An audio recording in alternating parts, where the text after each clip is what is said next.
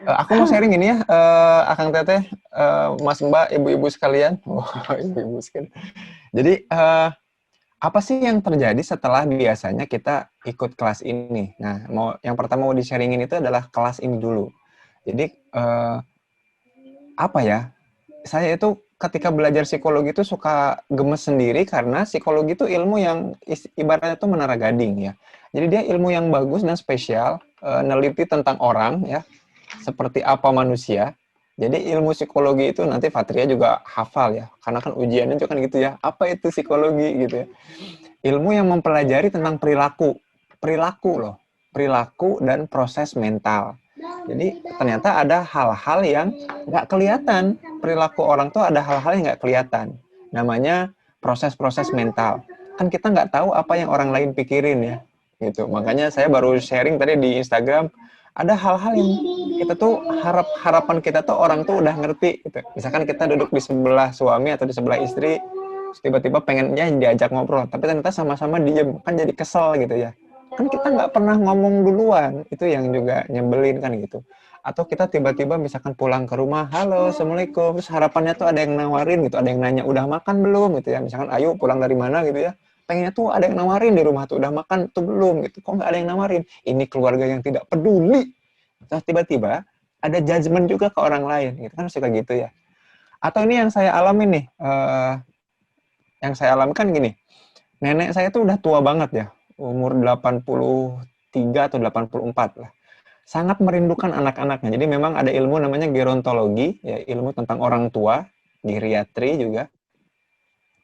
Salah satu yang khas dari orang tua adalah memang dia tidak punya masa depan. Maka yang dia ingat, yang dia katakan, yang dia ucapkan adalah masa lalu. Jadi misalkan nenek saya ketemu saya, pasti habis itu, gimana bang kabarnya? Oh dulu mah Nin ya, waktu muda tahun 50-an. Jadi ngomonginnya tuh masa lalu. Dan kita yang orang muda pasti muak ya kalau ngomong, aduh ngomongin, karena hidup kita itu ya ke depan, masa kini dan masa depan. Nah termasuk ada hal yang membingungkan tuh kalau gini, kalau misalkan nenek itu kangen sama anaknya tuh nggak datang, terus diomongin sama nenek tuh, kenapa sih anak ini nggak datang? Pada kemana ya? Pada nggak kangen gitu. Nah, seolah-olah nenek itu ngambek sama anaknya. Katakanlah anaknya itu tante saya gitu ya. Si tante ini nggak datang. Nah, padahal nenek ini, Nin ini cuma rewel bahwa tante nggak datang. Tapi saya yang ngedenger, ngerasa bahwa Nin ini benci sama si tante. Atau marah sama si tante. Jadi saya ikut benci juga sama si tante. Kebayang nggak? Ya, jadi nah itu proses yang saling menularkan, namanya contempt and condone ya. Jadi di mana kita menularkan rasa suka kita terhadap sesuatu yang bisa jadi itu bukan kita dan juga bukan dia. Jadi saya kasih contoh kayak gini. Ini nenek Nin. Kenapa nanti ngomong ini, karena nanti nyambung tantangan kita setelah kelas siap ya. Ini Nin, ini saya. Saya. Ini tante gitu ya. Ini tante. Nah, Nin itu marah sama tante gitu. Ngomongnya nggak ke tante, ngomongnya ke saya. Jadi garisnya garis tegas ke saya. Ngomongin si tante. Anak ya, emangnya anak itu dilahirinnya langsung umur 20 tahun gitu? Emang anak itu kalau lahir itu langsung bisa kerja gitu? Gak pernah kesini lagi, terakhir kesini kapan ya? Minggu lalu, bayangin cuman seminggu doang, kan kita sibuk ya gitu. Mending gak mau aja nengok sama ibu tuh. Iyalah, dasar anak kayak gitu, tapi ngomongnya ke saya kan jadi nggak enak ke tante dan pasti punya anggapan, duh si tante ini kenapa sih nggak ngabarin, kayak nggak bisa datang atau apa, kayak kan gitu ya. Nah ketika tante dan Nin ketemu, maka Nin nggak akan marah ke tante karena ada, ya kan, karena rasa rindunya tersalurkan. Tante pun jadinya ngerasa nggak ada masalah, kebayang nggak? Kenapa nggak ada masalah? Karena ketika tante datang ke Nin senyum, kebayang ya? Nah, yang ada masalah itu saya. Ketika ketemu tante, gemes. Kenapa? Karena omongan-omongan Nin ke saya tentang tante. Kebayang ya sampai sini ya? Ini sesuatu yang rumit. Dan apa yang terjadi? Saya jadi pusing. Kenapa pusing? Ketika saya melihat Nin berhubungan dengan tante begitu mesra, saya langsung dissonance. Dissonance itu apa? Ngerasa ada yang tidak beres. Katanya marah. Katanya ngambek sama tante. Tantenya udah ada, ngobrol biasa aja ngomongin masa lalu. Gitu. Dan saya jadi ngebayangin, oh kayak kalau saya nggak ada di situ, kayaknya ngomongin saya nih, si abang kemana? Abang-abang incu, yang mentang-mentang cucu, nggak ada durhaka sama orang tua kan? Kan cucu nggak pernah bisa durhaka kan sama kakek atau neneknya. Mentang-mentang cucu nggak pernah datang ke sini, nggak pernah bawa itu buyut si Kindi sama Nyanya gitu. Bayangan saya. Nah kalau saya nggak belajar psikologi, kalau nggak saya kenal diri, maka saya akan memusingkan hal yang sebetulnya nggak usah kita pusingin. Kebayang nggak? Gitu ya. Kebayang ya? Kita akan musingin hal-hal yang sebetulnya nggak usah kita pusingin. Kenapa? Karena kita fokus ke hal-hal yang bisa kita kendalikan, yaitu apa? Atribut kita. Kita punya atribut. Nah, nyambungnya kemana? Nyambungnya ke sini. Jadi, PR kita setelah disiak itu adalah tugas kita sebetulnya diminta sama Allah itu yang sibghatallah. Waman ahsanu sibghatallah.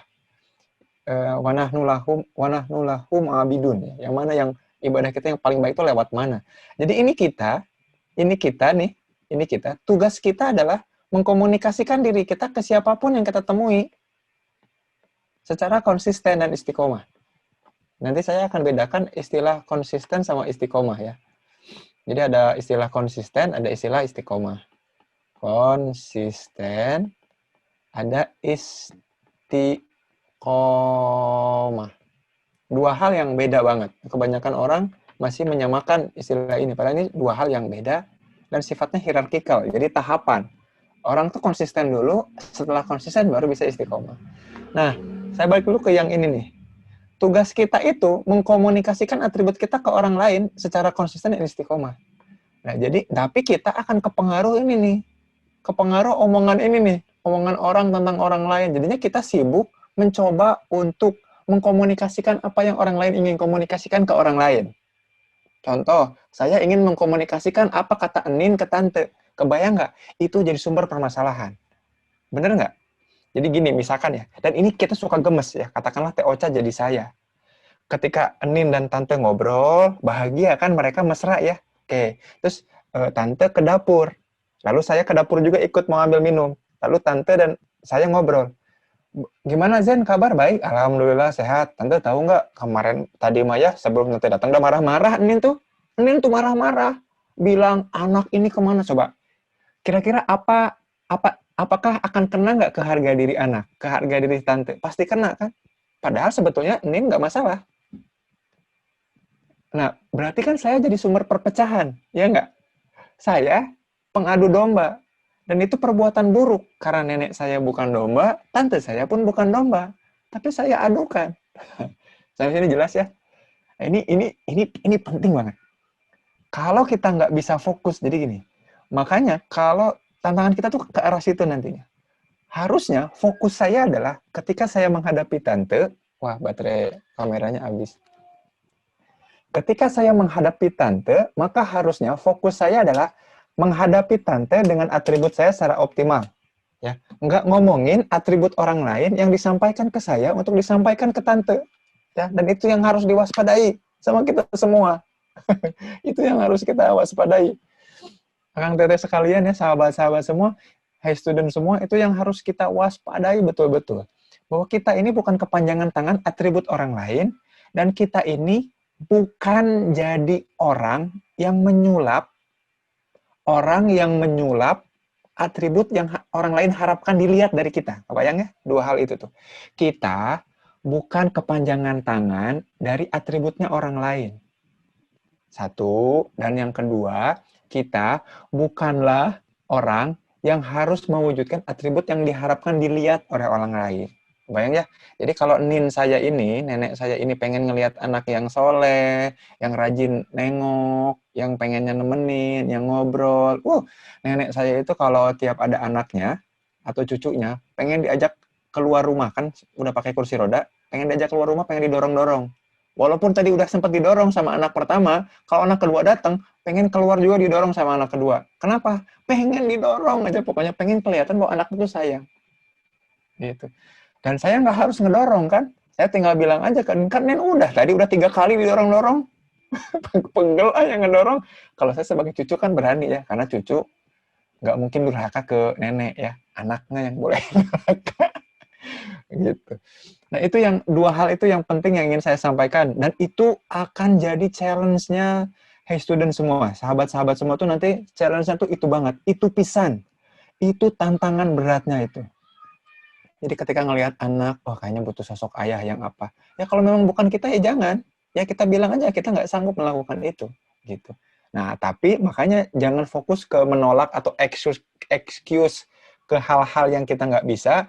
Fokus ke apa-apa yang kita bisa. Yang mana? Yang ini. Yang ini udah ngapain hari ini.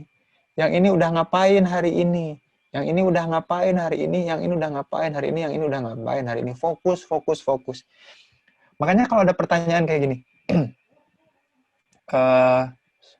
Kang mendingan jadi seorang generalis yang bisa semua hal, tahu semua hal, atau mending jadi spesialis yang fokus di satu hal? Jawabannya mending jadi spesialis yang bisa fokus di satu hal aja.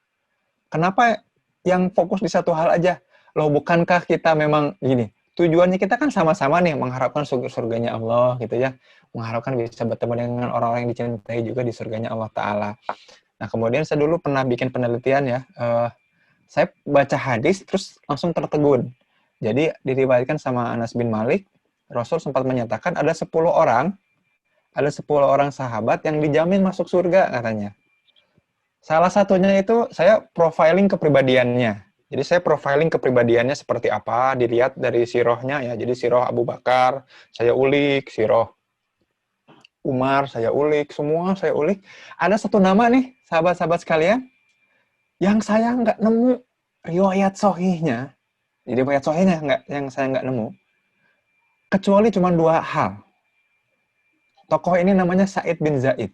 Sa'id bin Zaid ini salah satu orang yang dijamin masuk surga. Nah, diriwayatkan, nah ini yang seru katanya. Jadi di riwayat sohihnya tuh cuma 2 kali doang. Yang pertama ketika beliau digampar oleh Umar, ya. Jadi ketika beliau jadi Umar itu waktu itu belum masuk Islam, mendengar bahwa adiknya katanya masuk Islam. Maka Umar sebagai seseorang yang taat sama agamanya yang terdahulu, pengen menghukum adiknya supaya jangan murtad dari agama leluhur gitu. Maka dia datangi, kalau sahabat-sahabat sekalian tahu perawakannya Umar ya, di beberapa sirah disebutkan, Umar itu badannya badannya gede banget ya, keker. Terus kalau naik kuda itu kakinya napak ke tanah. Jadi bayangkan sahabat-sahabat semua naik motor, kakinya napak ke tanah gitu ya. Jadi nggak jinjit, nggak sebelah jinjit kan gitu. Pas maju baru kita seimbang kan. Ini kakinya napak ke tanah. Terus kalau punya pedang kesayangan, pedangnya itu beratnya 50 kg. Sekitar 50 kg ya. Berapa mud atau berapa shock gitu ya ukurannya itu. Sekitar 50 kilo lah. Tapi 50 kilo kan berat ya pastinya. 50 kilo itu ditenteng dengan satu tangan. Jadi kalau bawa pedang tuh ditenteng dengan satu tangan. Dan kalau lagi perang tuh nyambetnya tuh dengan ringan katanya. Saking kuatnya. Dan ada riwayat juga nih di Asyama'il Al-Muhammadiyah juga disebutkan ya. Walaupun masih diperdebatkan hadisnya. Kalau pernah suatu saat Umar ini jadi imam sholat, memeriksa barisan. Pas memeriksa barisan untuk sholat, Umar bersin. Nah, bersinnya Umar ini bikin 5 orang terjengkang. Jadi kebayang, Umar ini sosok yang sangat perkasa. Dan waktu itu, mau datengin adiknya mau dihukum nih sama Umar. Sa'id bin Zaid ngalangin. Nah, sama Umar digampar tuh Sa'id bin Zaid sampai kejengkang. Wah, itu kisah sohihnya yang saya dapat tentang Sa'id bin Zaid 1. Kisah sohih keduanya adalah ketika beliau berselisih sama saudagar Yahudi. Udah cuma 2 itu. Terus pertanyaannya, saya kan lagi mau profiling kepribadian ya. Jadi apa yang membuat Sa'id bin Zaid ini kok layak masuk surga gitu? Atribut, kalau kita mau niru atributnya beliau, kan saya lagi neliti sampai ke sana nih buat bikin kelas ini. Apa yang harus dilakukan? Ternyata beberapa ulama meriwayatkan dari Ibnu Taimiyah, ya, Ibnu Qayyim al-Jauziyah juga sempat nyebutin beberapa kisah tentang beliau. Yang paling khas dari Sa'id bin Zaid adalah cuma 2 hal. Yaitu selalu ada dan tidak pernah absen. Ya. Jadi selalu hadir dan tidak pernah absen. Jadi di setiap kejadian penting yang terjadi pada umat Islam, selalu ada Sa'id bin Zaid. Sebagai apa? Sebagai peserta. Bukan sebagai panitia, kebayang ya? Bukan sebagai pembicara, bukan sebagai panglima, bukan sebagai, pokoknya bukan orang yang megang peran utama. Jadi kalau ada film itu, di ujung tuh di kredit tuh nama beliau tuh nggak ada, tapi selalu sebagai peserta. Kalau begitu saya jadi inget Teh Dwi ya, dimanapun saya ngisi selalu ada, selalu jadi peserta. Oh ternyata atribut yang begitu aja itu dinilai berharga gitu loh. Oh ternyata penting jadi orang yang spesialis. Karena orang-orang kemudian tidak akan pernah menyaksikan Sa'id bin Zaid. Kecuali kita orang zaman sekarang yang nggak ikut zaman itu, nggak ngerti kenapa Sa'id bin Zaid disebut. Tapi ternyata sahabat-sahabat zaman itu yang ngerti. Orang di mana ada peristiwa apapun, baik yang penting ataupun sepele, Sa'id bin Zaid selalu ada. Kan makanya pertanyaannya soal gitu ya.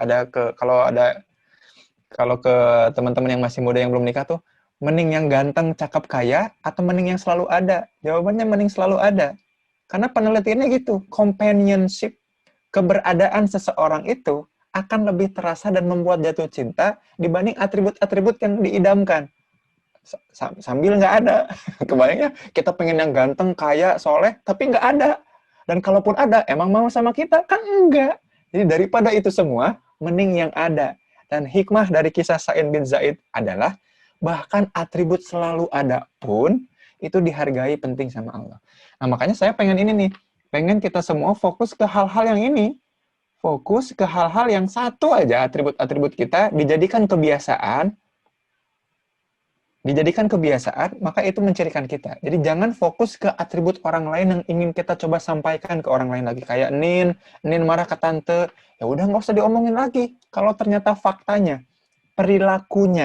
kalau perilakunya memang udah romantis, saya nggak usah mempermasalahkan lagi proses mental Nin. Gitu, kebayang ya? Tadi kita orang psikologi juga bahkan suka lupa kayak gitu. Karena proses mentalnya yang disampaikan ke saya bahwa Nin tuh marah sama anaknya, ketika anaknya datang, maka saya sampaikan, padahal nggak usah juga, nggak apa-apa. Fokus ke atribut kita aja. Nah, tantangannya tuh nanti itu, loh, Akang Teteh semua ya, tantangannya tuh itu. Ketika ketemu sama orang lain, atribut-atribut kita ini akan sering tergerus. Tergerus sama apa? Sama gatalnya kita pengen mengadopsi atribut orang lain, nyampein ke orang lain. Atau gatalnya kita ingin tampil sebagai superhero, nunjukin atribut yang bukan atribut kita. Nah itu yang hati-hati. Hati-hati banget. Dan kalau kita melakukan itu, emang kenapa Kang? Emang nggak boleh gitu kita nunjukin itu? Boleh, tapi kalau lama-lama jadi bola salju yang membuat kita akan punya kegelisahan tak berujung. Kebayang nggak kalau kita gerah, tapi nggak boleh mandi? Kebayang nggak? Nah, kayak gitu rasanya. Jadi gerah banget, tapi nggak boleh mandi. Itu rasa gelisahnya kita ketika kita nggak jadi diri sendiri. Nah, makanya yang penting ngapain? Nah, kalau udah tahu atribut kita ngapain, poin pentingnya adalah ini nih, konsisten. Apa itu konsisten? Diwujudkan dalam perilaku nyata, bukan sekedar proses mental ya, tapi harus perilaku nyata. Ada kejadiannya, ada karyanya, ada hasilnya, bisa kita evaluasi hari ini, dan bisa diulang. Itu namanya konsisten ya. Konsisten itu berarti diwujudkan ke dunia nyata ya. Konsisten itu wujud nyata plus diulang. Namanya konsisten. Jadi kalau saya punya atribut sporty misalkan, wujudnya apa sporty itu? Oke, setiap hari push up 1 kali. Nah, terus diulang nih, hari Senin saya push up sekali, ya. Saya kemarin baru beli barbel ya. Saya kasih lihat aja. Nah, segede gini. Jadi sehari itu ngangkat 1 aja gini. 1. Oke, udah. Hari Senin, hari Selasa diulang lagi. 1. Diulang itu konsisten namanya. Jadi berat, ya. Jadi ketika kita mengulang sebuah perbuatan yang itu merupakan wujud atribut dan itu diulang, namanya konsistensi. Orang yang konsisten itu yang kayak gitu. Titik. Kalau kita belum bisa mengulang, belum bisa sampai konsisten, ada yang salah sama diri kita. Nah, tugas berat kita kemudian adalah melakukan itu. Makanya jangan sampai nanti fokus ke hal-hal yang lain yang tadi, karena godaannya akan ke situ, tadi yang saya wanti-wanti yang 2 hal itu, fokusnya ke ini, ke konsisten dulu. Maka pikiran kita, akan kita semua, sahabat-sahabat semua, pikiran kita adalah dipakai untuk mengevaluasi hari ini dari apa yang dilakukan. Bukan mengevaluasi bayangan-bayangan akan masa depan yang belum tentu kejadian. Nah, itu yang orang yang overthinking, galau itu gara-gara mikirin hal-hal yang belum pernah kejadian. Pusing, ya Allah, pusing. Saya itu kalau ketemu, saya awal-awal mulai naik Instagram itu banyak diundang untuk sesi-sesi pranikah ya. Dan suka ini sampai di tahap jijik ya. Suka jijik sama orang yang bertanya kayak gini, Kang, ada Ikhwan menghubungi saya selama 1 bulan penuh, perhatian, terus tiba-tiba dia hilang. Kira-kira dia kenapa? Yang sepuguh itu mah udah jelas dia nggak mau, kan gitu ya. Nggak usah dipikirin. Kan yang membuat kita memikirkan adalah kita mengevaluasi perilaku orang berdasarkan harapan. Harusnya kita tuh evaluasi ada wujud nyata kita bisa diulang nggak? Itu yang harus dilakukan. Jadi kalau misalkan Mas Tanto hari ini bisa senyum ke 10 orang, oke, evaluasi nanti pas malam ini. Ternyata senyum ke 10 orang ini capek, kayaknya nggak bisa aku untuk konsisten nih di besok. Kayaknya besok supaya konsisten di 5 orang aja dulu. Nah, harusnya kayak gitu. Itu evaluasi yang benar. Pikiran kita akan aman dan lancar. Dan itu yang diharapkan sama Allah. Khusyuk itu melakukan itu. Ya. Wal tandur nafsu ma qaddamat ligot, itu maksudnya ke arah situ, evaluasi apa-apa yang kita lakukan untuk dipersiapkan untuk hari esok tuh hari akhirat. Jadi kita mengevaluasi ada wujud nyata enggak, bisa diulang enggak. Kalau sekiranya nggak bisa diulang, yuk evaluasi kita kurangi buat besok, tapi kita wujudkan lagi ke dunia nyata. Jangan mikirin yang nggak ada. Nah, yang menarik tuh kayak gini, mental time travel namanya sih ya. Ini yang paling sering juga nih di ahwat-ahwat yang pada belum nikah tuh. Dulu-dulu beberapa tahun lalu ketika saya sering diundang tuh pasti ada gitu. Jadi kalau ada orang ngechat, jadi ada Ikhwan ngechat, laki-laki ngechat, hai apa kabar ya, ini tulisannya hai apa kabar, atau assalamualaikum uhti apa kabar gitu ya. Nah, chatnya ini nih, chatnya ini chatnya. Nah, kira-kira si perempuan ini, si ahwat ini bakal ngebales nggak? Enggak, dipikirin dulu. Dia evaluasi, dan itu sesuatu yang salah. Kenapa? Karena evaluasinya jadi ngaco. Kira-kira apa ya maksudnya ya? Nanya apa kabar? Apakah mungkin suka? Tuh, udah tuh nyambung. Udah nggak nyambung mikirnya. Udah nggak nyambung mikirnya. Terus, dan bodohnya pikiran manusia itu, sekalinya kita membangun pikiran yang aneh, dia jawab, kalau suka, terus aku harus gimana? Terima apa enggak? Jadi munculin pertanyaan lagi. Coba rudet nggak? Kalau aku terima, kira-kira orang tua mau terima enggak? Coba jelibet nggak? Ini pas saya sharing di teman-teman yang masih jomblo-jomblo ya, mereka teh, soalnya itu yang kebayang. Kan ini hasil riset, bukan hasil ngarang-ngarang. Kalau orang tua terima, berarti nikah dong. Aku udah siap belum ya? Nah, terus resepsi di mana? Terus saya bilang tuh ke jamaah itu, halo, assalamualaikum. Yang ditanya sama si Iwan ini apa kabar? Yang udah dipikirin sama kita udah resepsi. Jumping conclusion-nya jauh banget ya. Terus ngaco. Makanya evaluasi ini jangan dilakukan untuk mikirin apa yang harus dilakukan di masa depan. Fokus ke wujud nyata, sama bisa diulang nggak buat besok itu aja. Nggak usah capek-capek gitu. Yang ini mah bukan urusan kita nih, suka apa enggak ya. Ternyata coba apa, si Ewan ini nanya, hai apa kabar, minjem catatan yang kemarin. udah GR suka resepsi nikah. Rudet. Padahal dia cuma minjem uang gitu ya. Pusing. Itu namanya mental time travel. Makanya kita jangan berasumsi. Asumsi itu datang dari mana? Dari kemampuan berpikir kita yang lebih, tapi kita nggak punya objek berpikir. Kenapa nggak punya objek berpikir? Karena kita nggak mikirin wujud nyata dan nggak diulang-ulang ini. Jadi fokus kita ke arah situ ya. Itu namanya konsisten. Nah ini challenge-nya kita semua tuh akan ke situ. Ya, jadi hari ini begini kita ngebayangin besok. Ini contoh saya aja. Saya nanti hari Kamis bakal seminar proposal disertasi. Udah ngebayangin nih, oh kalau misalkan sama penguji diterima maka gimana? Kalau ditolak gimana? Kenapa itu yang harus dipikirin? Udah aja itu urusan nanti. Yang dipikirin adalah apa yang bisa aku lakukan supaya persiapan untuk nanti hari Kamis selesai. Apa yang udah aku siapkan ya sekarang udah beres, udah tidur. Karena bangun tidur pun belum tentu, bangun tidur besok juga kan belum tentu bangun kan. Wallahu alam, siapa yang nyangka besok bisa bangun atau enggak kan nggak tahu. Daripada pusing-pusing tadi mikirin resepsi ya nggak. Padahal cuma ditanya, hey apa kabar? Nah itu kesalahan berpikir manusia itu udah sampai sana. Itu konsisten ya. Yang kedua adalah istiqomah. Nah ini suka orang salah istiqomah. Ini kan hadisnya bahkan di Quran juga ya, sumas takomu. Jika kita mengatakan atau berikrar bahwa kita beriman, sumas takomu.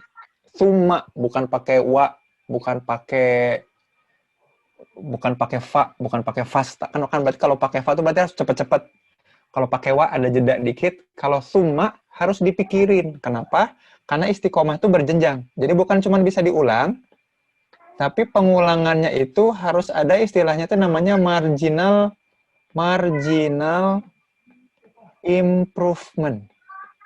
Nah, ini harus direncanain. Improvement.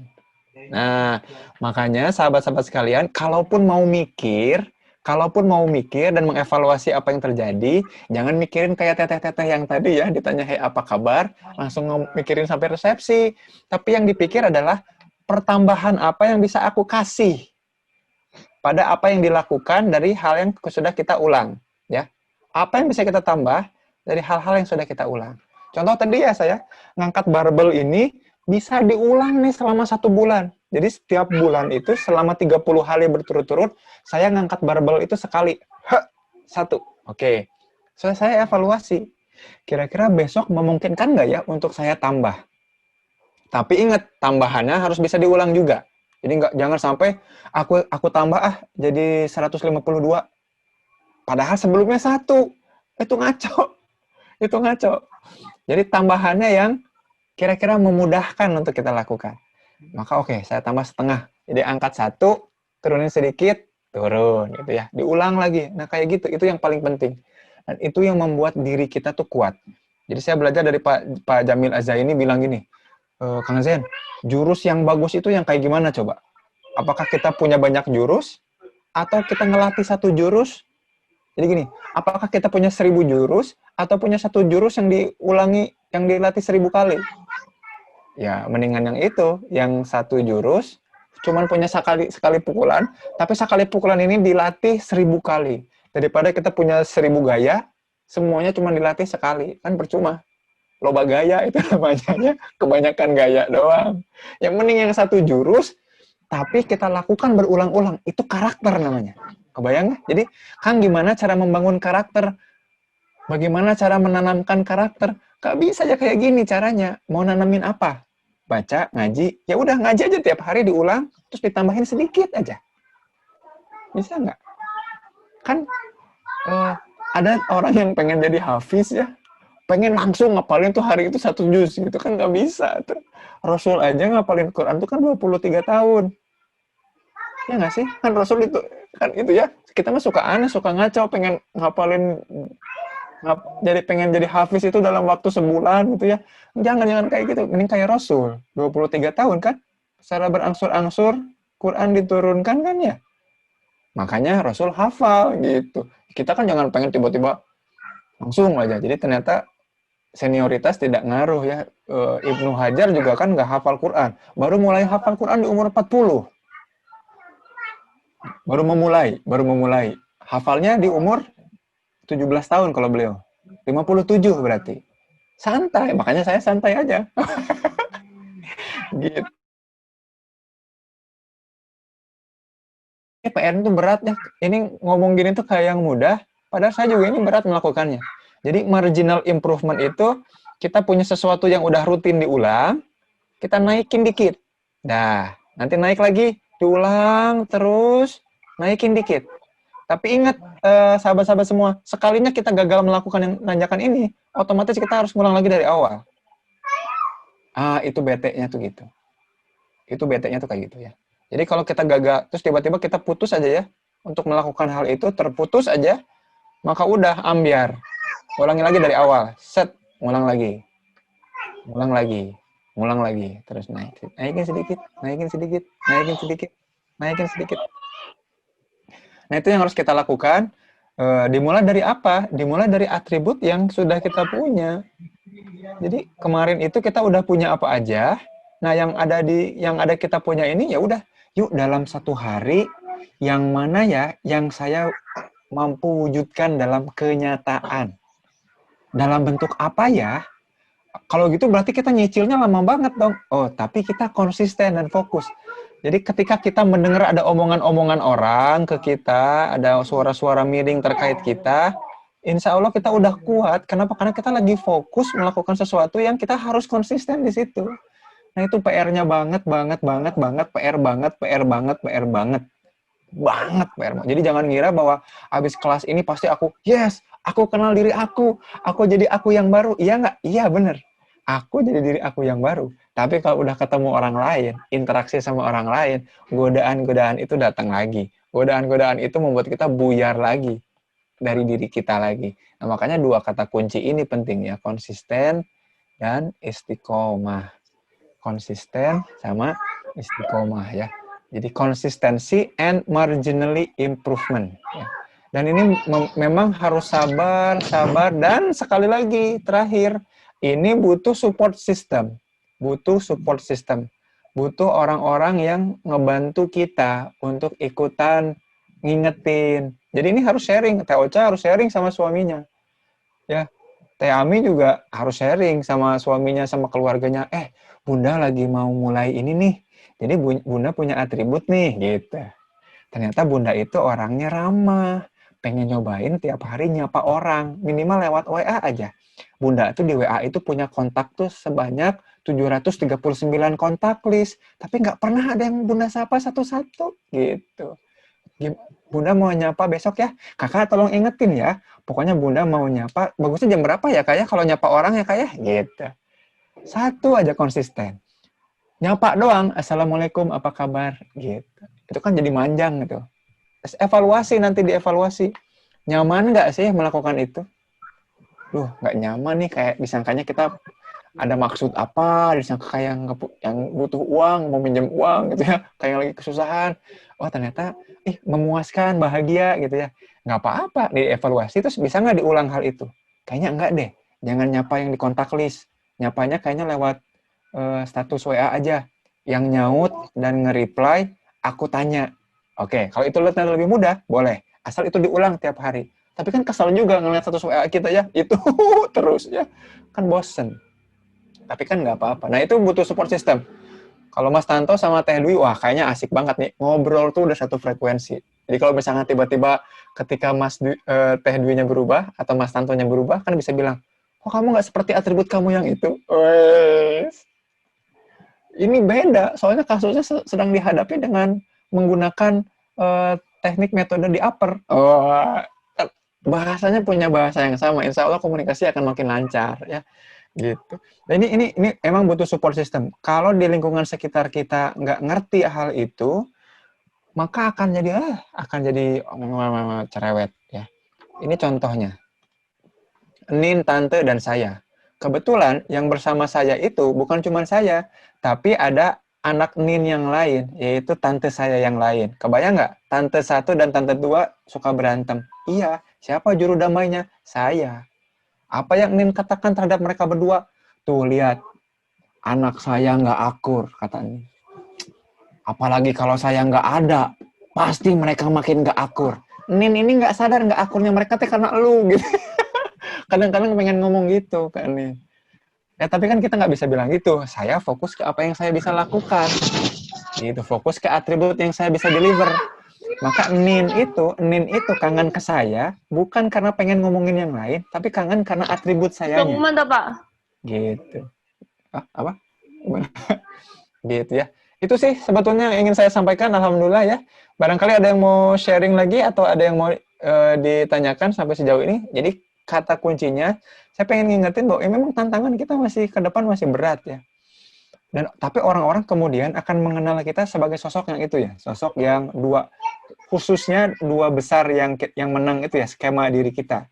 Itu yang harus kita komunikasikan terus-menerus. Nah, cara berkomunikasinya sebetulnya lewat kelas apik dan upper. Nah, biasanya tuh saya tuh kalau di pertemuan penutup kayak gini sambil nawarin kelas lanjutan gitu. Nah, untuk mengkomunikasikan secara perasaan, ikut kelas upper. Kalau bulan depannya upper. Nah, kalau bukan depannya kelas apik, maka ikutlah kelas apik, aku dan pikiranku. Supaya pikiran kita bisa sejalan dengan pikiran orang lain dan kita bisa mengkomunikasikan sesuai gitu ya. Tapi karena saya lagi ngurusin disertasi dulu, Oktober ini pengen beres dulu, dan November ada kelas kelas baru. Jadi kelas baru ini butuh mungkin 2 bulan kelasnya. Ya, apakah khusus untuk alumni SIAK? Nggak juga sih, ini nanti akan dibuka untuk umum. Namanya RR itu ya. Ada yang bisa nebak nggak RR apa? Nah, kalau sebenarnya udah di kelas-kelas awal udah pernah sih dulu saya kasih teaser dan saya cobain beberapa toolsnya. Tapi nanti akan dicobain lagi. RR itu singkatan dari renovasi relasi. Jadi kegiatannya itu selama 2 bulan itu saya ajak pesertanya itu, high student-nya itu, untuk merenovasi relasinya. Jadi dimulai dari siapakah yang paling penting dalam kehidupannya Mas Abdul Barkah. Wah, misalkan, bapak saya. Oke, kita tanya, hubungannya sama bapak gimana? Yuk, PR-nya ngobrol sama bapak. Terus direkam. Saya ngobrol sama bapak sampai berpelukan. Mana foto berpelukannya Mas Abdul Barkah? Coba gitu ya. Dan itu renovasi relasinya dan akan ngajak relasinya itu untuk sama-sama achieve something. Nah, itu yang serunya tuh gitu. Jadi renovasi relasi. Dan kemarin itu awal-awal saya neliti awal tentang itu ya, itu ternyata menyingkap hal-hal yang misterius. Wow. Ini jadi promosi kelas buat November, nggak apa-apa ya, sedikit ya, Teresa, nggak apa-apa, aman ya, Teresa. Karena ini hasil riset saya, ini juga bagian dari riset saya juga. Jadi saya sering sharing soal ini nih, kotak ini. Ada kotak ya, dan ini penting buat orang-orang yang ini saya, ini orang lain. Ini namanya Johari Window sih sebetulnya. Fatria mungkin tahu ya. Tahu atau tidak tahu? Tidak tahu. Ini tahu. Saya kalau dengar tahu tuh suka pengen ketawa. Soalnya Kindi lagi seneng nyanyi ini tahu bulat sambil joget. Kan nyebelin ya. Nggak pakai baju, joget-joget nyanyi tahu bulat. Suka pengen nyentil tuh sih itunya. Sebel. Nah, kalau saya tahu sesuatu dan orang lain tahu tentang sesuatu, Aris itu apa, Mas? namanya terbuka. Queen. Terbuka. Siapa Queen? Kalau saya tahu sesuatu yang orang lain juga tahu, hal itu namanya terbuka. Ya, terbuka. Kalau saya tidak tahu tentang sesuatu, tapi orang lain tahu, bayangin sampai sini ya. Saya tidak tahu, tapi orang lain tahu, oh berarti saya buta. Blind. Ada sesuatu yang saya nggak tahu, tapi orang lain kok tahu. Jadi saya nggak tahu bahwa saya itu berarti buat orang lain, terutama atribut itu. Aduh, saya nggak tahu punya itu, tapi untung ada dia, gitu. Jadi saya tahu punya atribut itu. Berarti saya buta. Tapi ada juga hal yang saya tahu, tapi orang lain nggak tahu, karena itu masih rahasia. Nah, hasil eksperimen awal saya tentang renovasi relasi itu menyingkap yang bagian yang ini nih. Ada yang saya tidak tahu dan orang lain pun tidak tahu, tapi kita bisa ungkap sama-sama gara-gara kita merenovasi relasi. Nah, hal-hal yang misterius ini yang banyak terungkap dan itu amazing banget, amazing banget. Tapi nggak tahu ya nanti kelasnya bakal berhasil apa nggak. Jadi kelas nanti itu memang kelas uji coba juga untuk uji coba awalnya udah, ada hipotesisnya, alat ukurnya oke, pas, tapi apakah betul-betul akan mengubah orang sampai amazing banget? Nah, itu yang belum tahu. Dan juga kemudian ini tuh jadi cara awal kita untuk ngecek jodoh, ngecek apa namanya, memperluas silaturahmi, rezeki dan macam-macam tuh dari situ. Bisa nggak ya kita ngebangun hubungan? Jadi kalau sahabat-sahabat sekalian baca sirah, Abu Bakar itu salah satu kemampuannya adalah persoalan ini nih, relasi. Jadi Abu Bakar ini konsultan relasional. Jadi gini, kalau saya pengen dagang kurma ke kota Syam, maka saya akan datang ke Abu Bakar. Duhai Abu Bakar, saya punya stok kurma, saya ingin mulai berniaga ke Syam. Kira-kira apa yang perlu saya lakukan ketika berniaga ke Syam? Lalu Abu Bakar nanya, siapa yang kau kenal di Syam? Oke, siapa bapaknya? Gitu. Bagaimana cara dia memperlakukan bapaknya? Coba. Jadi ditanya relasinya. Oke, kalau gitu hati-hati ini, waspadai ini, maka waspadai jika bersepakat tentang ini, mulai dengan cara melakukan seperti ini. Jadi konsultan kayak gitu.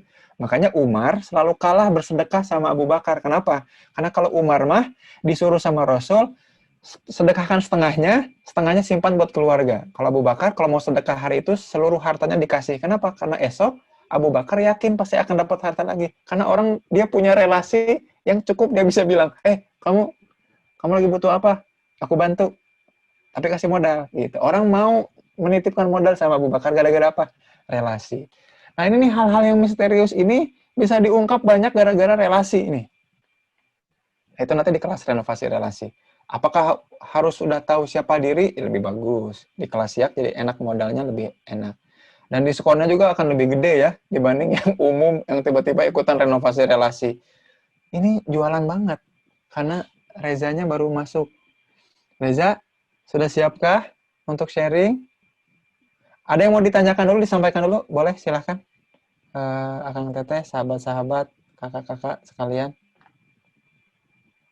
Ada yang mau ditanyakan? Di komentari, ditanggapi.